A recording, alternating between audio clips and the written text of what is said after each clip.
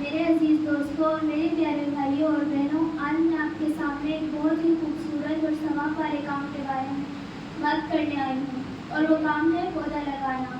ہماری یہ دنیا، یہ زمین اللہ تعالیٰ نے ہمارے لیے بنائی ہے۔ اس نے ہمیں اس زمین کا خلیفہ یعنی نگراں بنایا ہے۔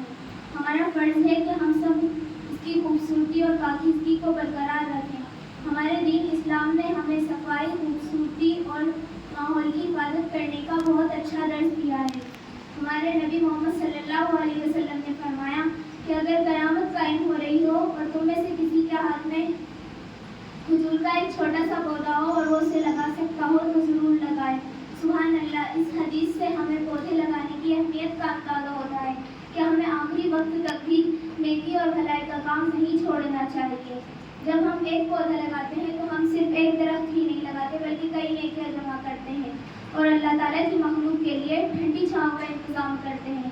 گرمیوں میں جب سورج کی تپش زیادہ ہوتی ہے تو بڑے درخت اللہ کی ایک عظیم نعمت بن جاتے ہیں اور ہم پاکیزہ ہوا کا سبب بنتے ہیں۔ درخت گندی ہوا کو صاف کرتے ہیں اور ہمیں سانس لینے کے لیے صاف آکسیجن دیتے ہیں۔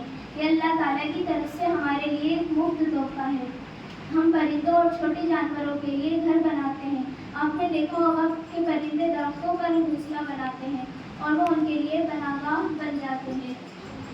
ہم صدقہ جاریہ کا کام کرتے ہیں، یعنی جب تک وہ پودا زندہ رہے گا، جو بھی اس کے پھل سے فائدہ اٹھائے گا یا اس کی چھاؤں میں بیٹھے گا یا اس سے صاف ہوا حاصل کرے گا، اس کا ثواب ہمیں ملتا رہے گا۔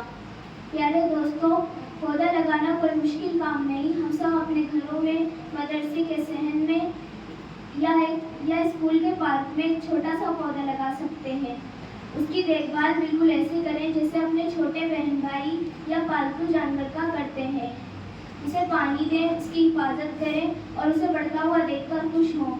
تو آئیے ہم سب مل کر یہ عہد کرتے ہیں کہ ہم زیادہ سے زیادہ پودے لگائیں گے اور اپنے وطن کو سرسبز اور خوبصورت بنائیں گے۔ یاد رکھیں، یہ زمین ہماری امانت ہے اور ہمیں اسے آنے والی نسلوں کے لیے خوبصورت بنانا ہے۔ انشاءاللہ ہم یہ نیک کام کریں گے تو اللہ تعالیٰ ہمیں اس کا ثواب دنیا اور آخرت میں عطا فرمائے گا۔ وما علینا الا البلاغ۔ السلام علیکم ورحمۃ اللہ وبرکاتہ۔